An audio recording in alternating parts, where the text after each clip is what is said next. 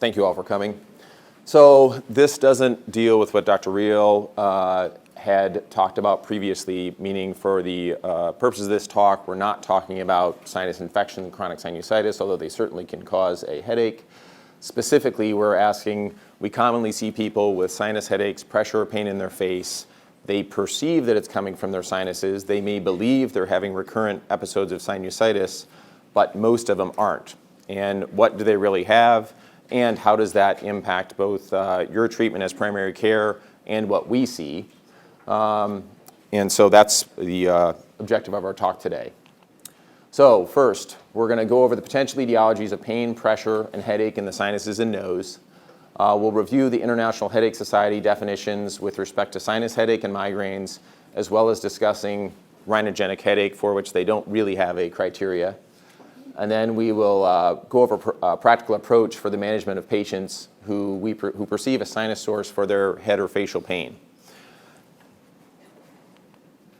So, sinus headache symptoms. These people come in all the time. They will have facial pain or pressure in the maxillary, frontal, ethmoid, or sinus distribution. They may or may not have nasal congestion. They may or may not have nasal drainage. It might be unilateral or bilateral. Oftentimes, they will have a CT scan like you see here, if they've already had one, where there's no evidence of any sinusitis in the maxillary sinuses. They're clear on both sides. There's a little bit of nasal congestion. That may or may not be contributing to a headache. It certainly is very common to see in multiple people without headaches, and that's our dilemma. So the differential diagnosis. Primary headache disorder, specifically migraine, cluster, and tension in that order. Migraines at the top for a specific reason, which we'll see later.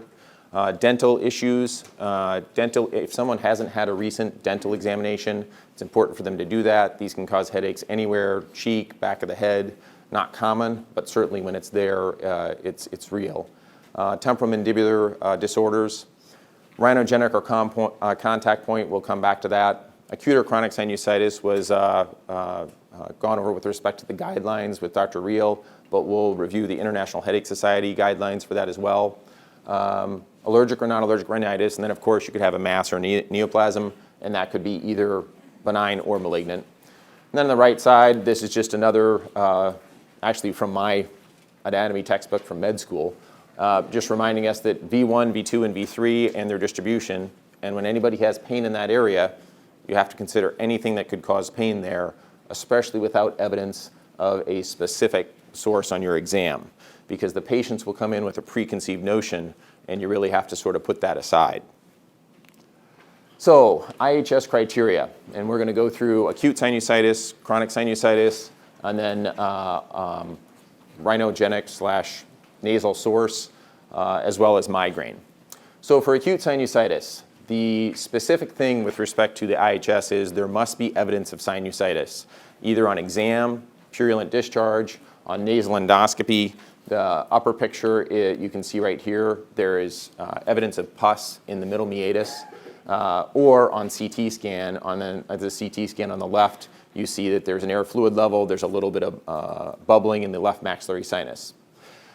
Not only do they have to have objective evidence of sinusitis, but the headache has to have worsened in parallel with that, and the headache has to have improved when you treat them. And then finally, their disclaimer, not better accounted for by any other headache disorder, meaning that just because they have a sinus infection does not mean it is actually caused by it. So chronic or recurring sinusitis. CT on the left obviously shows opacification of both maxillary sinuses, the right ethmoid sinus, the sphenoid sinus. This person certainly has some chronic sinus issues. IHS criteria says you must have nasal or endoscopic evidence of present or past infection. And in addition to that, you have to have two criteria, specifically that the headache must get worse when the sinuses get worse, and that they must parallel their congestion, drainage, and severity. You have to actually have increased pressure when you touch the sinuses, and it has to lateralize. So for example, in this person, it would be bilateral, but if they only have right-sided sinus disease, they shouldn't get a left-sided headache, which stands to reason. And then once again, they throw in their disclaimer, not better accounted for by another headache diagnosis. Headache of nasal origin. If you pull up the IHS criteria, you won't find this will be in their appendix as opposed to their initial outline. This requires clinical nasal or endoscopic evidence of something in the sinuses, which they don't really define very well, but that would be similar to what I noted in that first slide, or over here, you can see there's a little septal spur, there's hypertrophy of the turbinate. These are very common findings on CT scan in multiple people without headaches, but it's possible it could be related. The headache has to develop in temporal association with the nasal lesion, and it must improve in parallel, and it has to be ipsilateral. And then finally, if you topically anesthetize that side of the nose, and we'll come back to this later in the talk, the headache must go away. And then once again, of course, not better accounted. So, migraine. And for purposes of time, I chose migraine without aura. Migraine with aura, I believe, only requires 2 attacks. But you must have at least 5 attacks. The headaches typically last 4 to 72 hours and has 2 of the 4 following characteristics. Unilateral location, pulsating quality, moderate to severe intensity, and it avoids physical activity, specifically disability. And then has either nausea, vomiting, and photo or phonophobia. In my experience, the things that are the most helpful are photophonophobia, nausea and vomiting, and the avoidance of physical activity or even disability. When you start asking people and saying, okay, with your headache, do you need to crawl into a room and just stop? Most of them, when you're starting to think migraines, will say yes, and you'll start to differentiate that from people with other potential etiologies. The typical location of a migraine is frontotemporal, but migraine is a trigeminal excitability process. So there's a subset of migraines that only get their migraines in a facial distribution, specifically in the maxillary area. I want to say it's somewhere in the single digits. That's 5 to 6%, but I can't recall off the top of my head. And then the other thing that makes it more challenging for us is migraines can have autonomic symptoms. And this is what fools the patients very frequently, because they'll come in saying, you know, I have congestion, I have some tearing, my face hurts, of course it's my sinuses. So the autonomic symptoms you may see with migraines will be nasal congestion, nasal drainage, or ocular symptoms, tearing, even periorbital swelling. So, diagnostic dilemmas. The problem is that the incidence of sinusitis is relatively high. Dr. Reel mentioned that earlier, that it will affect most of us at some point in our life. Incidence of hay fever is quite high. Incidence of allergies is even higher. And then the incidence of migraine is also quite high, and coincidentally, it's about the same as sinusitis. And if that doesn't make it challenging enough, there's multiple studies, and I chose a couple. The first shows that they looked at people with migraine and said, if you have rhinitis, if you have recurrent sinusitis, if you have allergies, the frequency of their migraines gets higher, as does the severity. And that's not really surprising if you consider migraine as a trigeminal hyperexcitability, but it does make the diagnosis more challenging. Second one I put in because it mentioned the SNOT-22, which everybody loves. But we took the SNOT-22, which Dr. Reel showed earlier, and we gave it to people who did not have evidence of sinusitis. Had been proven they didn't, either by imaging, nasal endoscopy, or both. And their SNOT-22 score was higher, despite the fact that we already knew that wasn't their problem, and a neurologist had confirmed that indeed they have a migraine. So that essentially tells us that we're not as good as we think at differentiating these processes. The other diagnostic dilemma is that we have a chicken or an egg problem. So, which technically I think that's a rooster, but the migraine can cause hypersensitivity of the trigeminal nerve, and I'm not a neurologist, but doing the preparation for this talk, reading through that, it's very interesting how the treatments going forward are being directed at potentially controlling that. Well, of course, the trigeminal nerve innervates the sinuses, it innervates the nasal cavity, it innervates the nasal septum, it innervates the turbinates, and there are autonomic components to the trigeminal nerve. So once again, we already discussed, you can have nasal congestion, you can have tearing, most of which are considered by patients to be nose symptoms in people with migraine alone. Barometric pressure can affect both sinus and migraine issues. Migraines can have a maxillary and frontal distribution. And even though the classifications are very important with respect to research and studies, when we try to put patients into a specific classification, they're interested only so much as it will help them get better. And that gets back to the getting them to buy into the diagnosis, which we'll touch again in a couple of minutes. So, differential diagnosis for sinus pain and pressure, especially without clear evidence of sinusitis. That means you either have looked in their nose carefully and there's no evidence of pus, you don't see any evidence of postnasal drainage. The far and away most likely diagnosis in these people is migraines. They could have acute or chronic sinusitis that we can't see, and we'll come back around to that. They could have a rhinogenic headache, contact point, barometric pressure. Rarely I've seen little neuromas in the nose that are exposed and could cause a headache. Don't forget their teeth and their temporomandibular joint. And then essentially, you have to broaden it if you're not getting what you want and say, okay, have I thought about everything that the trigeminal nerve innervates and have I excluded it?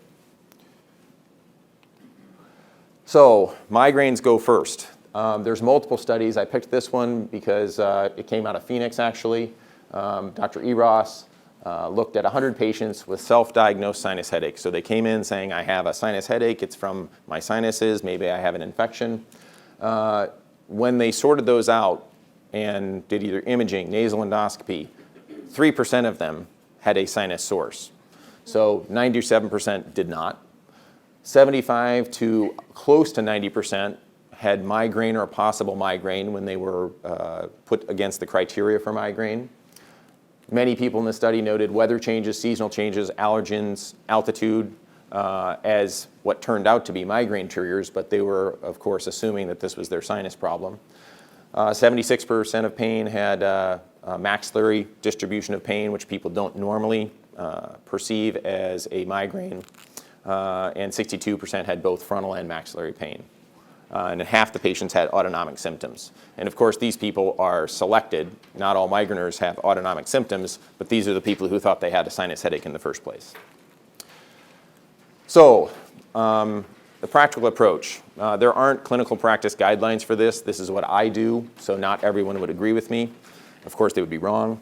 The three scenarios we have are, first, sinusitis with a headache. Dr. Reel touched on that earlier in the importance of actually diagnosing the sinusitis, not necessarily always treating with antibiotics. These aren't people that we're necessarily going to have enact this on the first time around, but when we see that person where they keep on coming in with sinusitis with a headache, we have to start thinking, is it possible we're missing something? Second, I suspect migraines, but there's a history of a sinus headache. That oftentimes is someone who started out as a number one, and your biggest job there is usually convincing the patient that it might be a possibility, especially if they don't have a known history of migraines previously. And then three, we'll get into rhinogenic headache, which is a little bit of looking for a needle in a haystack, meaning they've fallen out on numbers 1 and 2. You have to be very, very careful, but when you find them and help them, they're very appreciative. So, headache with sinusitis. I'd defer you back to Dr. Reel's talk as far as confirming the sinusitis.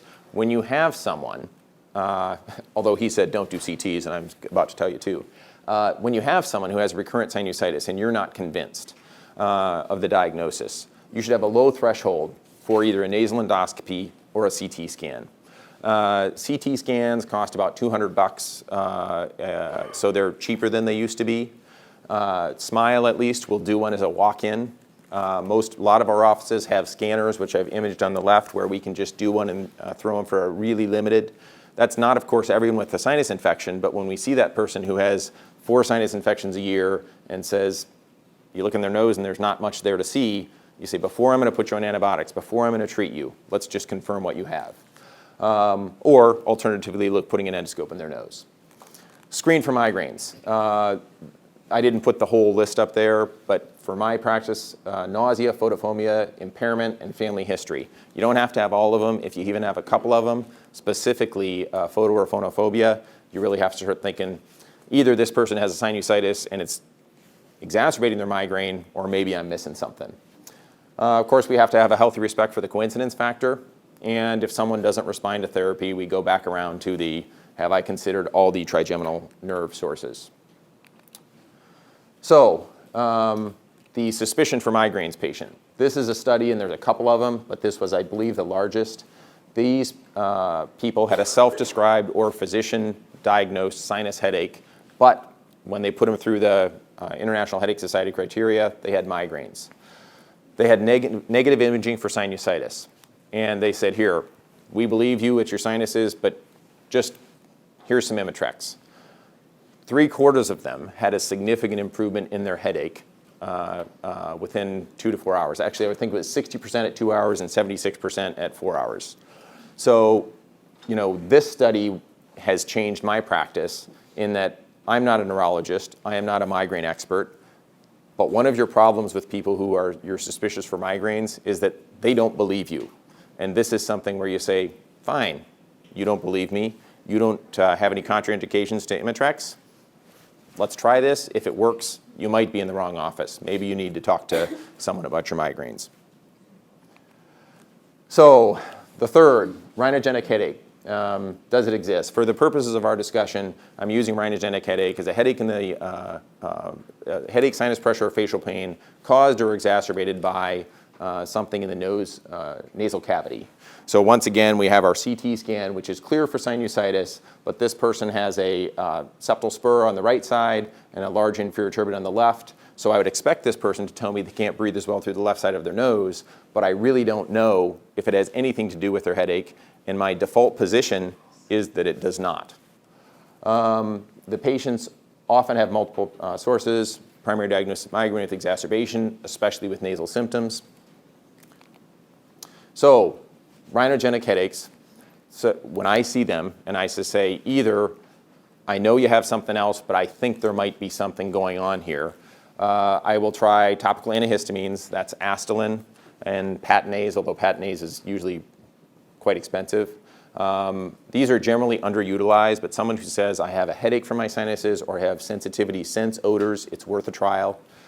I will recommend a limited trial of Afrin.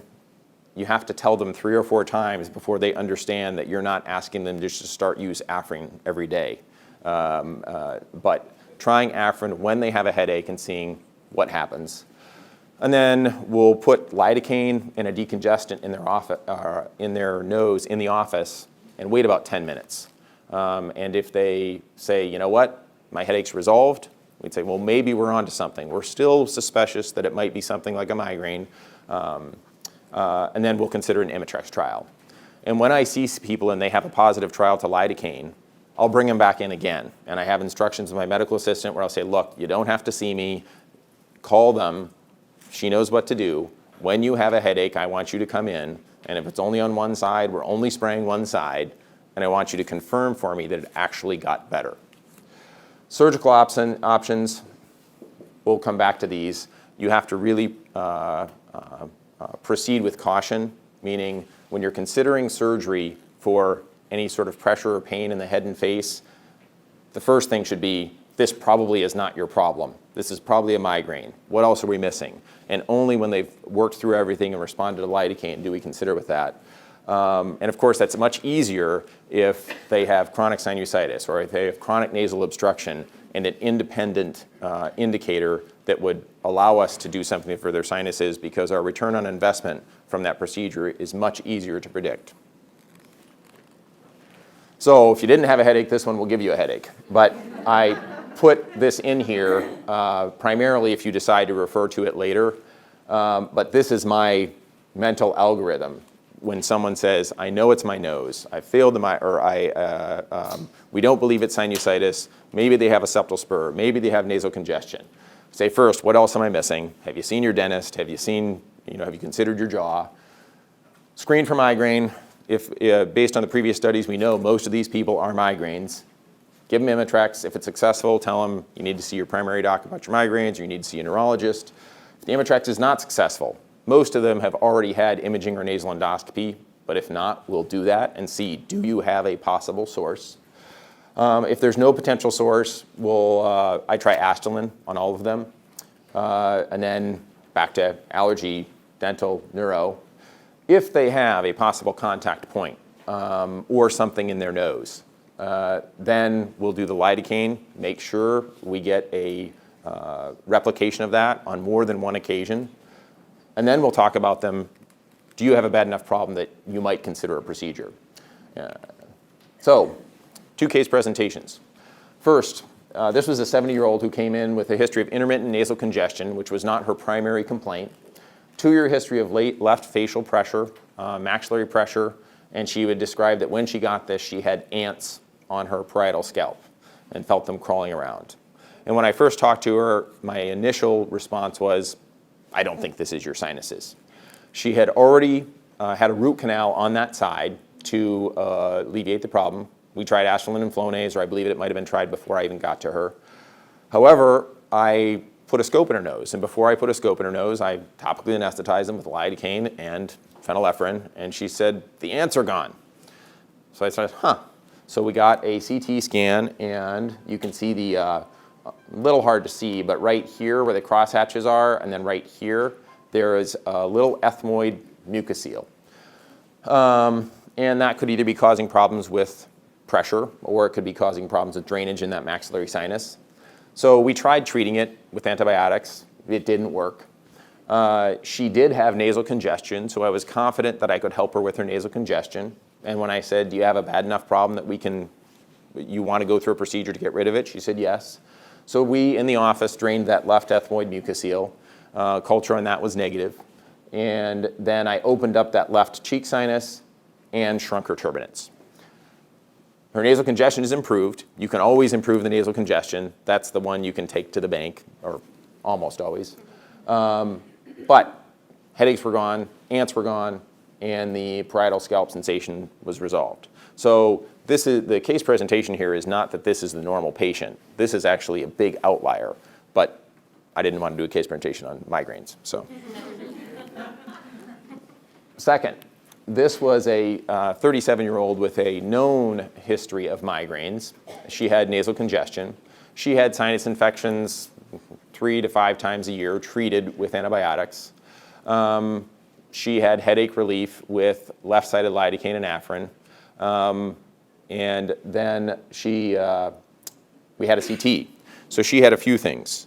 She had, on the right side, a Haller cell, so that cell can keep the maxillary sinus from draining properly. She had a concha bullosa on the right side, which is not the side of her headaches. And then she had this little thing where her middle turbinate with that blue arrow was touching the septum. And so initially when I saw this, I did not think much of it, but I brought her back in twice, put her with lidocaine and phenylephrine, and it's gone consistently. So we gave her the option of watching it. There's nothing on that CT scan that requires a procedure, and that's how I present most of CTs. You don't have anything that requires a procedure. And I said, well, we could make you breathe better. We could shorten that turbinate, take out the contact point, or we could open up your sinuses as well. Because she had a history of recurrent acute sinusitis, she elected to go through everything. She's 18 months out. She's had 1 sinus infection. Her nasal congestion is resolved. And she still has migraines, but the frequency and the severity is drastically diminished, which, at least in my mind, tells me this is part of that trigeminal hypersensitivity issue where multiple things are feeding. And when I see people back as a kind of a gut check on am I helping people, I ask them, would you have the procedure again? And occasionally they interpret it as it's time for another procedure, which she did. And she said, oh, I'll have this procedure every year of my life. And I said, no, you don't need another one. Anyway, I've considered that to be a success. But again, these are anecdotal. Most of these people are going to be migraines. It's only when we fail and have very localizing issues. So the take-home points. Utilize CT or nasal endoscopy in the acute setting. Not the first time, but if the picture doesn't fit. All sinus and rhinogenic headache patients without definitive sinusitis should be screened for migraine. It's tough to convince them that it might be migraine in some people. And it's the incidence of migraine is high enough that you should consider a empiric treatment trial. And then this one's a little harder to read, but don't forget Astelin. It's gotten a little bit more respect since it became part of Dymista, but that's prohibitively expensive for a lot of people. Topical lighting is very, very helpful, meaning, and then procedures are sometimes helpful, but in carefully selected patients. Specifically, do you have a bad enough problem that you'd be willing to go through a procedure when I can't guarantee it's going to make a difference? And of course, it's much easier if they say, by the way, I would be happy if I can just breathe through my nose, or I have a chronic sinus issue or a recurrent sinus issue where I'm planning on having this done anyway. And then a team approach. So I think that's it. Questions?